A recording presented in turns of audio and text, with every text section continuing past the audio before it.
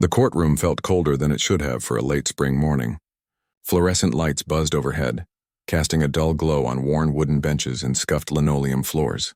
It wasn't the kind of place anyone wanted to be, especially not a 10-year-old boy sitting alone in the front row, knees barely reaching the edge of the seat, fingers twisting the hem of his too big hoodie.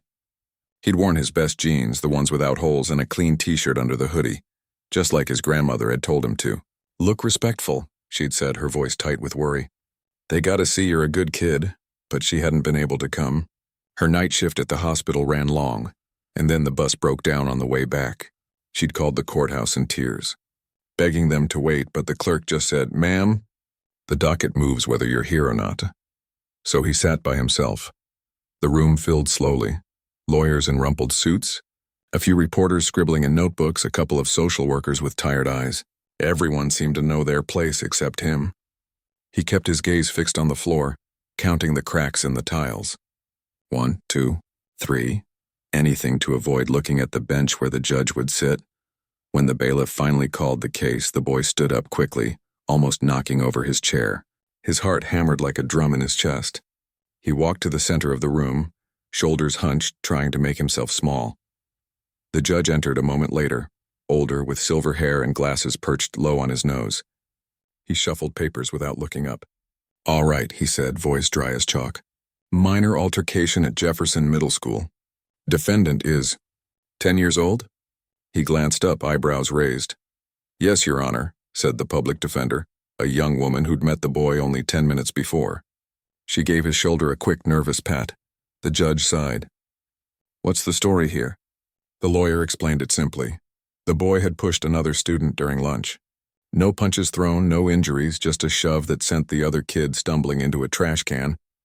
But the school had zero tolerance, and the other boy's parents were furious. They wanted consequences. "And what's the home situation?" the judge asked, already scribbling notes. The lawyer hesitated, then turned to the boy. "Can you tell the judge who you live with?" He swallowed hard. "My grandma. Anyone else?" He paused, then quietly, "My dad. But he's in special forces, overseas." The words hung in the air for half a second too long. Then the judge let out a short, sharp laugh. Not mean exactly, but the kind of chuckle you give when someone tells a tall tale. "Special forces, huh?" He shook his head, smiling faintly. "Right. And I'm the Queen of England." A few people in the room shifted. One lawyer coughed. The bailiff looked away. The boy didn't move. He just stood there, face burning, eyes locked on the judge's robe. He hadn't been trying to impress anyone. He'd just told the truth. His dad was in special forces. He had the photos to prove it. Him as a baby in his father's arms at a homecoming ceremony. His dad in full gear holding a flag, letters signed with a unit patch taped to the fridge. But none of that was here. All that was here was a small black kid in a too big hoodie, sounding like every other kid who'd ever made up a story to seem tougher than he was. The judge leaned back, still amused. "Son, I've heard a lot of things in this courtroom. My uncle's a lawyer, my cousin's a cop, my dad's in the FBI." He waved a hand. "It's okay. You don't need to pretend. Just be honest." But he was honest. He wanted to say that.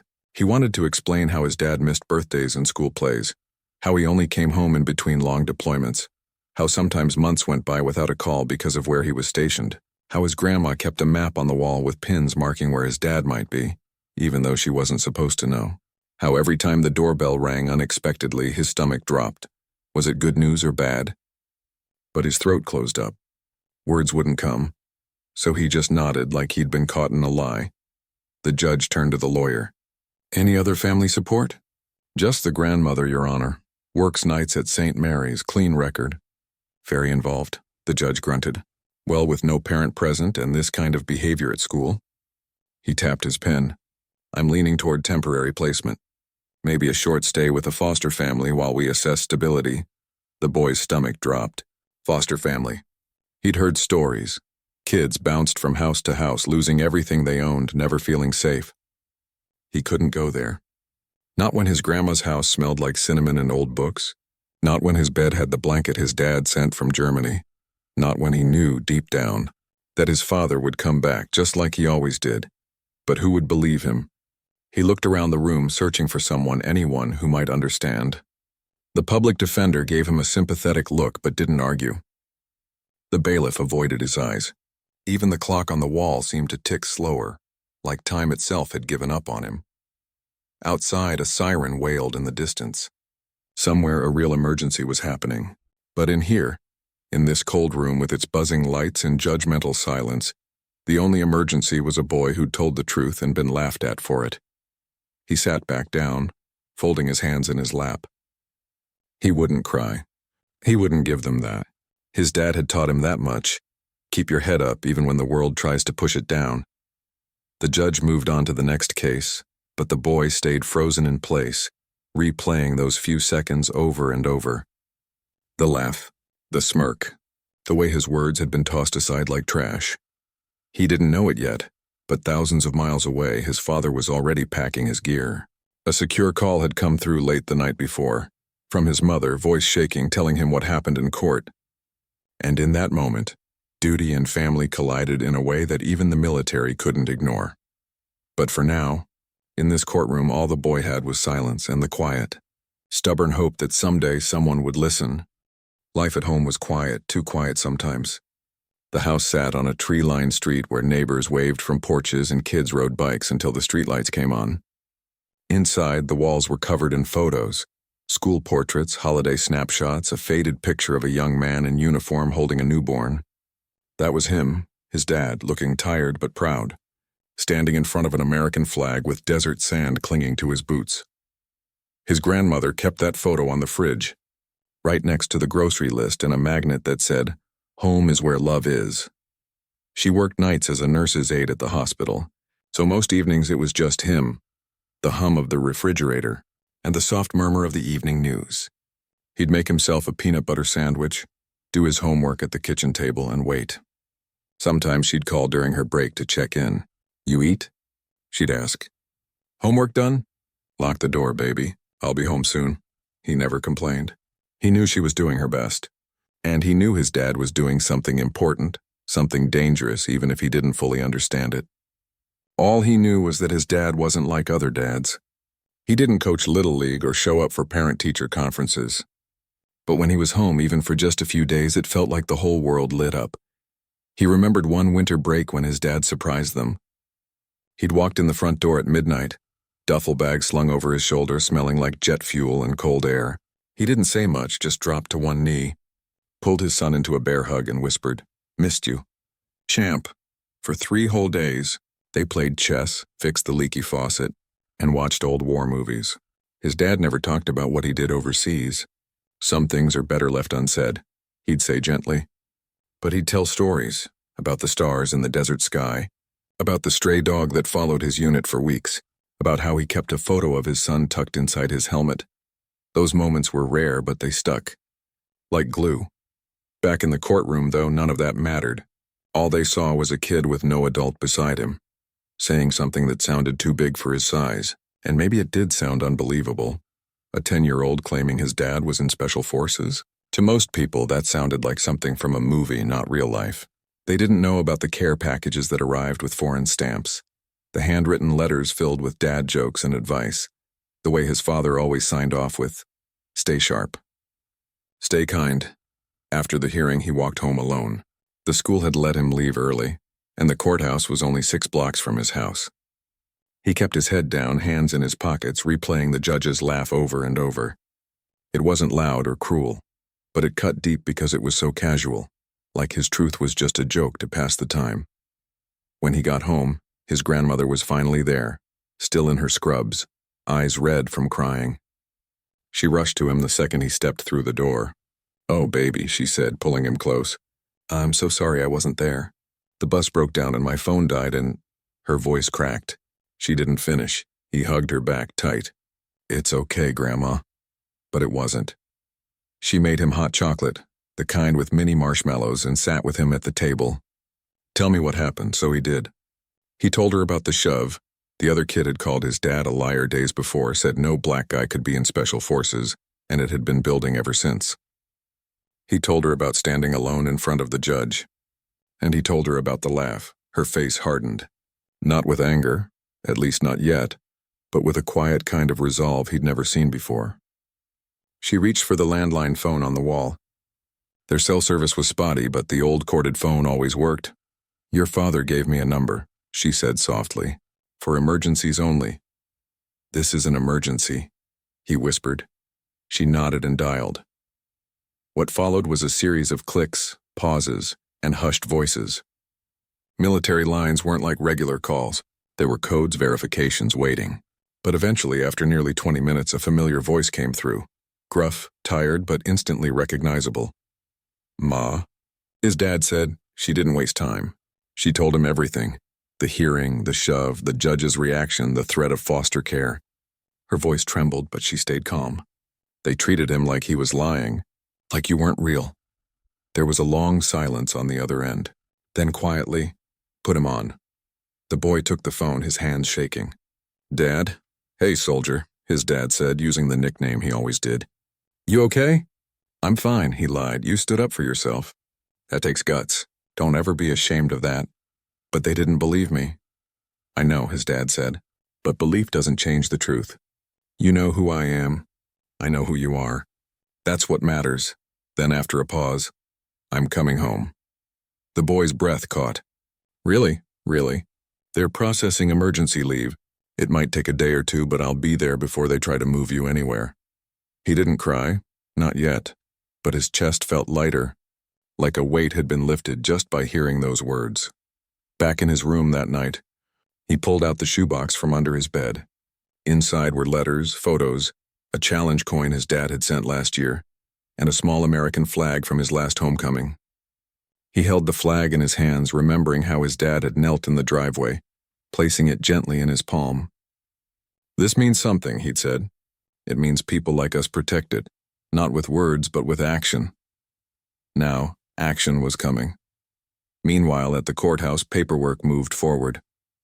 The judge, unaware of the call that had just changed everything, signed an order recommending temporary placement due to lack of verified parental presence and unstable home environment. Social services would be notified. A caseworker would visit the house within 48 hours, but what the system didn't account for was a father who'd faced down real danger in places most people couldn't pronounce and wasn't about to let his son be treated like a statistic, as the boy drifted off to sleep that night. Clutching the flag under his pillow, a military transport plane was already taxiing down a runway thousands of miles away. Inside, a man in uniform checked his gear one last time, his expression unreadable, but his mission clear. He wasn't just coming home. He was coming to stand beside his son, where he should have been all along. The call ended with a soft click, but the silence that followed felt different, charged like the air before a storm breaks. The boy sat on the edge of his bed, phone still in hand, heart thumping in a way that wasn't fear this time, but something closer to hope. His grandmother stood in the doorway, arms crossed, eyes glistening. She didn't say anything. She didn't have to. They both knew what those words meant. I'm coming home, but home wasn't just a place. It was a promise. And promises like that didn't happen fast. Not when you were stationed halfway across the world in a place where even the time zones felt foreign. Still, within hours, things began to move. At a secure military base somewhere far away, a chain of quiet urgency unfolded. A request for emergency leave rarely came through for something as non-combat as a juvenile court case. But this wasn't just any case. It involved a child, a family under threat, and a father whose service record spoke louder than most. Medals lined his file, letters of commendation from generals, a reputation for discipline, loyalty, and calm under pressure. When his commanding officer read the request, he didn't hesitate. "Approve it," he said, "and get him on the next bird out." While that happened, back home, the system kept turning. A social worker showed up the next afternoon, knocking politely, clipboard in hand, smile practiced but kind. She asked about routines, meals, school, bedtime. She peeked into the boy's room, noted the neatly made bed, the bookshelf full of dog-eared paperbacks, the photo of a soldier on the nightstand. She asked if he ever felt unsafe. He shook his head. "My grandma takes care of me," he said. "And my dad's coming back." She wrote that down, eyebrows lifting slightly. But she didn't laugh. Maybe she'd heard stranger things. Or maybe she saw the truth in the way his eyes lit up when he said it. Still, procedure was procedure. She filed her report. The recommendation stood: temporary placement pending parental verification and court review. The follow-up hearing was scheduled for Friday, just 2 days away. The boy didn't tell his grandmother about the placement talk. He didn't want to add to her worry. Instead, he helped her fold laundry, set the table, and double-checked that the front door was locked before bed. At night, he lay awake listening for the sound of an engine, a footstep on the porch, anything that might mean his dad was already here. But only crickets answered. Meanwhile, his father was moving through layers of red tape, transport logistics, and security checks. Military flights don't run on civilian schedules. He caught a cargo plane to a regional hub, then a smaller aircraft to a domestic base. From there, a rental car and a 4-hour drive through the night. He didn't sleep. He couldn't. Every mile brought him closer to the moment he'd replayed in his head since that phone call. Walking into that courtroom, standing beside his son and making sure no one ever doubted his boy's word again.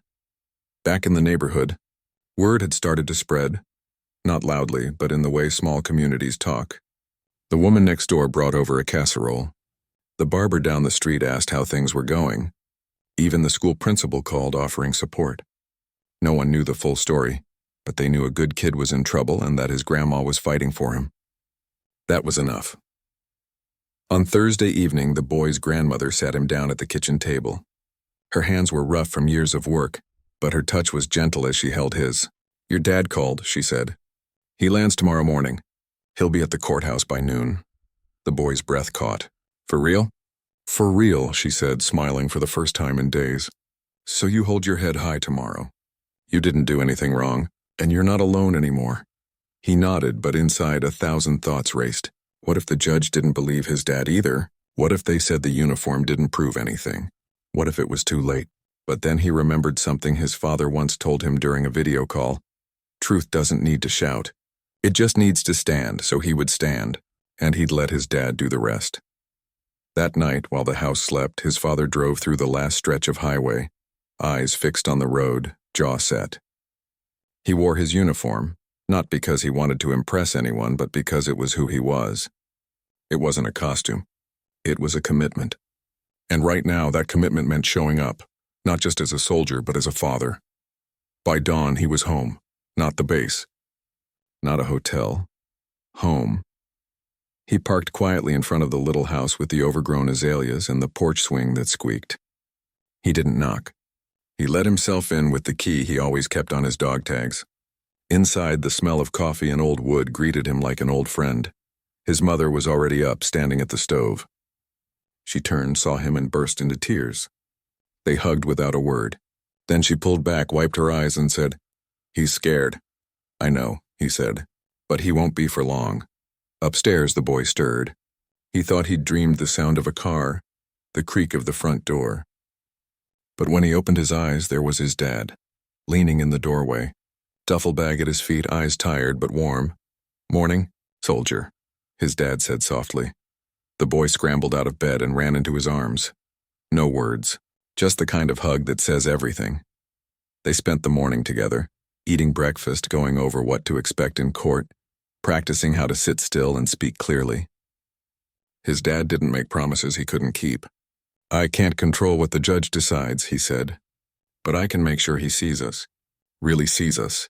At 11:30 a.m., they left the house together, father in full uniform, son in his cleanest clothes, both walking with a quiet kind of strength that didn't need explaining.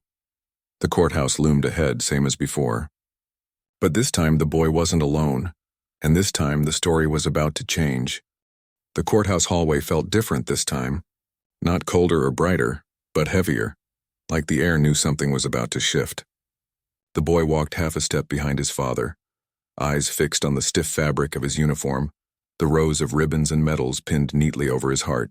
Each one told a story the boy didn't fully understand, but he knew they meant his dad had been brave when it mattered most. And today, bravery wasn't just about faraway places. It was about walking into a room where your own child had been made to feel small, and standing tall beside him. They arrived early. His father had insisted on it. "We don't wait for them to call us," he'd said. "We show up ready." Inside the courtroom, people were already gathering. The same public defender from before spotted them immediately. Her eyes widened, then softened with relief. She gave a small nod, like she'd been holding her breath and could finally exhale. The bailiff, a man with a thick mustache and a voice like gravel, looked up from his desk. He'd been there the first time, the day the judge laughed. Now he stood a little straighter. "Sergeant," he said, giving a respectful dip of his chin. His father returned the nod. No words needed. They took their seats in the front row. The boy kept his hands folded in his lap, just like his dad had shown him. "Don't fidget," he'd said. "It makes you look unsure. And you've got nothing to be unsure about." Minutes ticked by. Lawyers shuffled papers. A clerk typed furiously. The judge's door remained closed. Then the bailiff called the case. The boy stood. This time his father stood with him, close enough to feel his presence but not crowding him. Just there, solid, real. The judge entered same as before, silver hair, glasses, that familiar air of weary authority. He sat down, flipped open a file, and began speaking without looking up. "All right, let's see." He stopped, his eyes lifted, and for the first time all morning he froze. There, standing beside the boy he'd dismissed days earlier, was a man in full U.S. Army Special Forces uniform, boots polished, posture perfect, eyes steady. Not flashy, not angry, just there, like a fact that couldn't be ignored. The courtroom went quiet. Even the clock on the wall seemed to pause. The judge blinked. "Can I help you, sir?" The father stepped forward just enough to be heard, voice calm but firm. "Yes, Your Honor, I'm the boy's father. Staff Sergeant, U.S. Army Special Forces. I've just returned on emergency leave to be here for this hearing." A murmur rippled through the room. The judge's pen hovered over his notepad. He cleared his throat. I wasn't informed. My leave was approved late last night," the father said. "I came straight from the airport." The judge glanced at the file, then back at the man in front of him. The uniform wasn't something you faked, not the cut, not the insignia, not the way he carried himself. This wasn't a costume. This was the real thing, and suddenly the laugh from days before felt very far away and very foolish. "I see," the judge said slowly. He took off his glasses, rubbed the bridge of his nose. "I owe you both an apology." The father didn't smile, didn't gloat. He just said, "All I ask is that you see my son for who he really is, not what you assumed." The judge nodded, chastened. "Of course." Then turning to the boy, his voice gentler now. "Son, I'm sorry I didn't take your word seriously. That wasn't right?" The boy didn't say anything. He just looked at his father, who gave him the tiniest nod. "It's okay." But the father wasn't done. "I'd like to formally request that this case be reviewed with full context," he said. "My son acted in response to weeks of targeted harassment. The school has records, witnesses. I've spoken with the principal, and I'm prepared to provide documentation of my service, my availability as a parent, and my commitment to ensuring this doesn't happen again." He reached into his uniform pocket and handed a sealed envelope to the clerk. Inside were copies of his deployment orders, commendations, and a letter from his commanding officer confirming his emergency leave and character. The judge took the documents, flipping through them slowly. His expression changed with each page, from doubt to surprise to something that looked like regret. "I had no idea," he said quietly. "No one asked," the father replied, not unkindly. "But I'm here now." The public defender finally spoke up. "Your Honor, given this new information, and the father's presence, I move to dismiss the placement recommendation and reconsider the incident as self-defense under provocation." The judge didn't argue. He looked at the boy again. Really looked at him this time. Not as a case number, not as a stereotype, but as a child who'd told the truth and been punished for it. "You've got a good dad," he said simply. The boy finally spoke, voice soft but clear. "I know." And in that moment something shifted, not just in the courtroom but in the way people saw him. The bailiff gave him a small wink. The clerk smiled. Even the lawyers seemed to sit up straighter, like they'd witnessed something rare, not just justice but dignity restored. His father placed a hand lightly on his shoulder. Not to guide him, not to speak for him, but just to say, "I'm with you." The judge closed the file. Given the circumstances, the court finds no grounds for temporary placement. The case is dismissed with a formal apology to the family for the earlier oversight. No one clapped, but the silence that followed felt like respect. As they turned to leave, the father didn't strut. He didn't glare. He just walked out the same way he'd walked in, calm, focused with his son beside him. But outside, in the sunlight, the boy finally let out the breath he'd been holding for days. His dad knelt down to his level. "You okay?" He nodded. "Yeah. You didn't need me to fix it," his father said gently. "You just needed me to stand with you, and that, more than anything, was the truth." The sun was warm on their faces as they stepped out of the courthouse, the kind of late spring light that makes everything feel a little softer, a little kinder. The boy didn't say much at first. He just walked beside his father, hands in his pockets, breathing in the air like he'd been underwater, and finally broke the surface. For days, he'd carried the weight of being doubted, of feeling invisible in a room full of people. Now that weight was gone. Not because the judge changed his mind, not because the case was dismissed, but because someone had shown up and said, without shouting, without drama, "He's mine." And he was telling the truth. They didn't go straight home. Instead, his father led him to a small park down the street, a place with cracked sidewalks, a rusty swing set, and a bench under a big oak tree. It was quiet, just the sound of birds and distant traffic. They sat. For a long moment, neither spoke. Then his dad reached into his uniform pocket and pulled out a folded piece of paper. It was worn at the edges like it had been read many times. "This is the letter I was writing when your grandma called," he said, handing it over. The boy opened it carefully. The handwriting was neat but hurried, ink smudged in one corner. "If you're reading this, it means I made it back in time. I want you to know something. Standing up for yourself isn't just about throwing punches or shouting loud. Sometimes the bravest thing you can do is tell the truth, even when no one believes you. You did that, and I'm proud of you, not because of what happened, but because of who you are." The boy's eyes stung. He folded the letter and tucked it into his own pocket right over his heart. His father watched him, then said, "You know, people make assumptions all the time. About uniforms, about skin color, about kids who sit alone in courtrooms. But you don't have to prove yourself to every person who doubts you. You just have to stay true to what you know is right." The boy nodded. "I just didn't want them to think I was lying." "You weren't," his dad said simply. "And that's enough." Back at the house, his grandmother was waiting on the porch, arms crossed, eyes red again, but this time from relief. When she saw them walking up the sidewalk together, she let out a sound that was half laugh, half sob. She didn't say anything at first. She just hugged her son so tight it looked like she might never let go. Inside, the kitchen smelled like chicken soup and fresh bread. Comfort food, the kind she only made on hard days or good ones. Turns out today was both. Over lunch, they talked not about the courtroom, not about the judge's apology, but about what came next. His father wasn't staying long. His leave was only for a few days. But before he left, he wanted to meet with the school, talk to the counselor, and make sure the bullying stopped for good. "Not with threats," he said. "With understanding. Sometimes kids act out because they don't know better, but that doesn't mean we let it slide." The boy listened, surprised by how calm his dad was. No anger, no blame. Just a quiet plan to fix things the right way. Later that afternoon, the school principal called. He'd heard what happened in court. He apologized for not stepping in sooner and promised a full review of the incident. "We want your son to feel safe here," he said, "and respected." His father thanked him, then added, "Respect starts with listening. Really listening."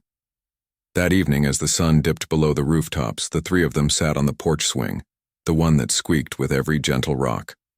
His grandmother held a cup of tea. His father still wore his uniform, though the jacket was off now, sleeves rolled up. The boy leaned against his dad's shoulder, tired but peaceful. Neighbors waved as they passed. A few stopped to say hello, their eyes lingering on the uniform, not with suspicion but with quiet admiration. One older man even saluted. His father returned it with a nod, no fanfare. It wasn't about the uniform, really. It was about showing up, about proving that love and duty aren't opposites, they're the same thing, just worn in different ways. The next morning, his father woke early. He helped his mother make breakfast, packed his duffel bag, and sat with his son at the kitchen table one last time. "I'll write," he said, "and call when I can." "I know," the boy said. "And if anything like this happens again, anything at all, you tell your grandma. You tell your teacher. You speak up." "I will." His father reached into his bag and pulled out a small, worn challenge coin, smooth on one side, engraved with the Special Forces crest on the other. "This is yours now," he said, pressing it into his son's palm. "It's not magic, but it's a reminder you come from people who stand firm. Even when it's hard." The boy closed his fingers around it. It felt heavy, real. At the bus stop an hour later, they didn't make a scene. No tears, no dramatic goodbyes, just a firm hug, a whispered "stay sharp," and a promise. "I'll be back before you know it." As the bus pulled away, the boy stood on the sidewalk, coin in his pocket, hand raised in a small wave until it disappeared around the corner. Life returned to its usual rhythm after that. School felt different, not because the building changed, but because he walked in with his head higher. The kids who used to whisper stopped. The teachers treated him like he mattered. And when someone asked about his dad, he didn't flinch. He just said, "He's serving, but he's always with me." Weeks later, a letter arrived with a foreign stamp. Inside was a photo. His father standing in front of a desert sunrise, smiling for once, with a note on the back. "Proud of you every day. Keep standing tall." The boy taped it to his wall, right next to the old photo of them together. And in that quiet room, surrounded by proof that love shows up even when it's late, even when it's hard, he finally felt seen. Not because a judge apologized, not because a courtroom changed its mind, but because his father came home. Not to fix everything, but to stand beside him. And sometimes that's all a kid really needs.